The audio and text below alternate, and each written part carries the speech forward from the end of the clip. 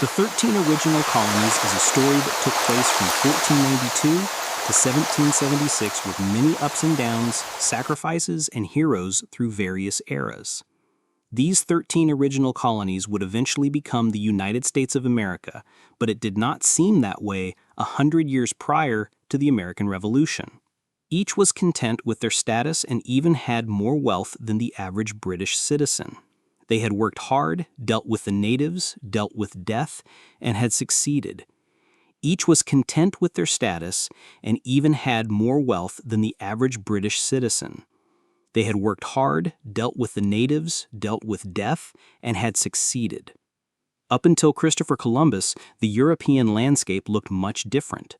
The Silk Road, which made many merchants and countries wealthy, was no longer accessible due to the Ottoman Empire's control over it. The European powers were forced to look for other options. While this was a problem, it also created opportunity. The Europeans began to look for other ways to get to Asia. This resulted in Portugal sailing around the tip and beginning their global empire, and it also led to Christopher Columbus discovering the New World. While it took some time for England to get involved, it was that discovery that led to John Cabot sailing to the Americas, and then the French getting involved. 2. King James would be the first English monarchy to begin colonization. Queen Elizabeth I tried to establish a colony under Sir Walter Raleigh. Raleigh put all of his efforts into Roanoke, which would fail. During the Roanoke founding, the English found themselves under attack from the Spanish Armada, which would pause their expansion, but their victory established their dominance in Europe and then the New World. After Roanoke failed, the English attempted another colony, Jamestown. This colony was attempted during the reign of King James and it would be successful. By the time of the American Revolution, the Virginia colony would become the largest colony in land and population. It would create a new list of heroes: Captain John Smith, Pocahontas, John Rolfe, Christopher Newport, and Chief Powhatan. 3. Each colony had its own founders. It was not as though once the settlement of Jamestown was permanent, colonists started pouring into that one colony and then expanding. What made America unique was all the different groups that settled in the different colonies. This would set up an eclectic society that was somewhat united but had different cultures and beginnings in each location. Over time, it would expand from one colony to 3 and eventually to 13 original colonies that we now know. 4.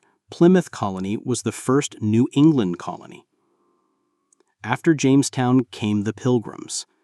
They were separatists who wanted to separate from the Church of England due to corruption. Due to this conviction, they were persecuted and were eventually given permission to found a new colony. This gave the English an opportunity to rid them of a nuisance while also expanding their empire. They were blown off course and founded their colony in a new location, Plymouth. The men signed the Mayflower Compact, which is one of the first founding documents in American history. The first winter was harsh, and at least half of those that came died. This included men, women, and children. They survived, and the surviving colonists would go on to produce more children, leading to many descendants who still live in America today. 5. The Puritans established Massachusetts Bay Colony. The next colony to be founded was the Puritans. They would settle near the Pilgrims, but their colony would be much more organized and they would expand quickly. The founder was John Winthrop, who delivered the famous quote, "City on a hill," which is what he believed the new colony could become. The Great Migration occurred during this time, with a flood of settlers coming to Massachusetts Bay and increasing the population tremendously. By the end of the 17th century, the Massachusetts Bay Colony was the largest colony in New England and the most influential. It would eventually absorb the Plymouth Colony and would become the place where the American Revolution began. 6. Rhode Island Colony was founded by Roger Williams. Roger Williams was originally part of Massachusetts Bay Colony, but after disagreements, he was banished along with his followers. This banishment led to the founding of the Rhode Island colony, which would become the first colony to allow religious freedom. Providence Plantations would be the original name, but the eventual smallest state of the Union would become known as Rhode Island. Williams did well with his negotiations with the natives, and the colony was well organized. It would continue to grow and would even support Massachusetts Bay Colony in the Pequot War and King Philip's War. 7. Connecticut Colony was founded by Thomas Hooker. Ironically, Connecticut Colony and Rhode Island Colony were each founded by former ministers within Massachusetts Bay Colony. Thomas Hooker did have some disagreements, but he was not banished. He was one of the most charismatic clergy in the entire colony, and he led his congregation to found Connecticut. Connecticut became known for its founding document, the Fundamental Orders of Connecticut Colony. This document would become influential during the Constitutional Convention that would make America a republic instead of a monarchy. New Haven Colony had been founded near Connecticut, but it had a hard time growing. After the French and Indian War, the colony was absorbed by Connecticut, which angered some of New Haven's settlers. 8. New York was first settled by the Dutch. New York was originally known as New Netherland and was property of the Dutch. In 1664, after the Dutch ceded New Netherland to Britain, it became a proprietary colony under James, Duke of York. When James ascended the throne in February 1685 and became King James II, his personally owned colony became a royal province. The colony held an important harbor and would grow to become a decent size in the colonies, but by the time of the American Revolution, it was still smaller than Virginia, Massachusetts, and Pennsylvania. Many important battles took place in New York, including the Battle of Saratoga. 9. New Hampshire was one of the first colonies, kinda. New Hampshire had been chartered by John Mason, who gave it its name, but it was more of a trading port rather than one of the 13 original colonies and did not grow.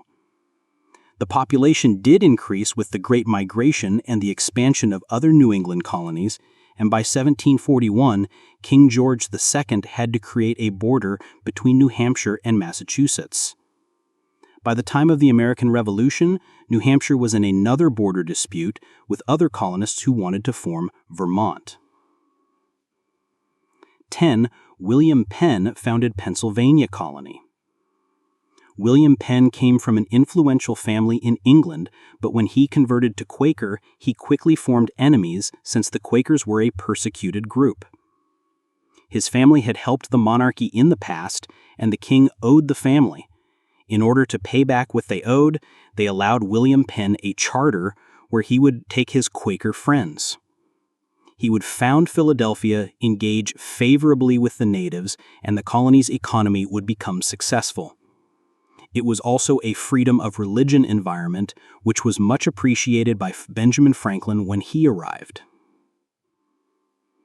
11. New Jersey Colony was originally 2 colonies. King Charles II chartered New Jersey as a proprietary colony, and it was divided into East New Jersey and West New Jersey.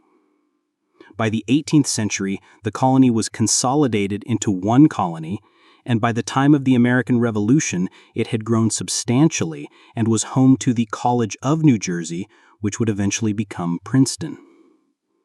During the Revolutionary War, it would have a Loyalist governor, William Franklin, who was the son of Benjamin Franklin. The British pulled back from the colony after George Washington's victory at Trenton. 12. Delaware Colony was originally owned by William Penn. The land that became known as the Delaware Colony was originally owned by William Penn, as it was the lower area of the colony, and he called them the 3 lower counties on the Delaware River. After some disagreements, Penn decided to allow the colonists located in the area a separate colonial assembly. It would eventually lead to the formation of the actual colony.